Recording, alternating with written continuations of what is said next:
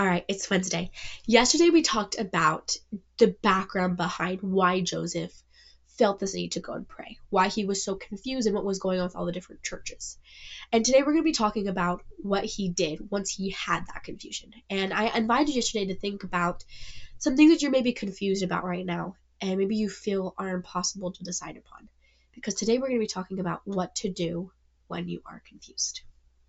So it starts off, we're going to go to verse 10, verse 10. And this is what Joseph Smith said. In the midst of this war of words and tumult of opinions, I often said to myself, what is to be done? Who of all these parties are right? Or are they all wrong together? If any one of them be right, which is it, and how shall I know it? So you can see this confusion where he just doesn't know what to do. Then it goes on to say in verse 11, while I was laboring under the extreme difficulties caused by the contest of these parties of religionists, I was one day reading the Epistle of James, 1st chapter and 5th verse. And it says, if any of you lack wisdom, let him ask of God, that giveth to all men liberally, and upbraideth not, and it shall be given him.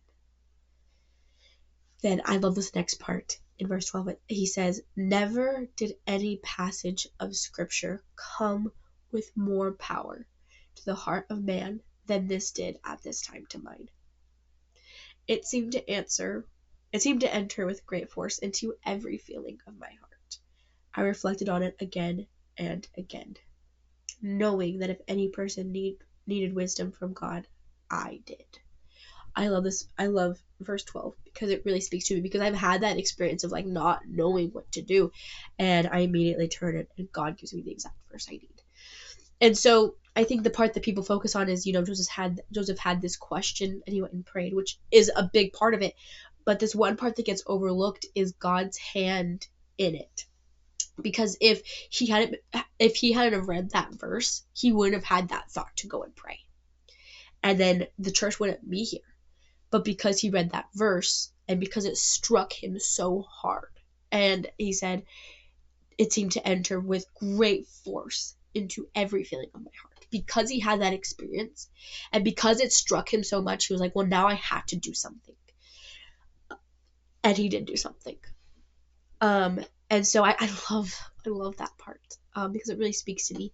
And this is a great lesson to us that when we feel confused and we have all these questions like what Joseph had, like you see it in verse 10, he's really confused. And this one verse answers his question to ask.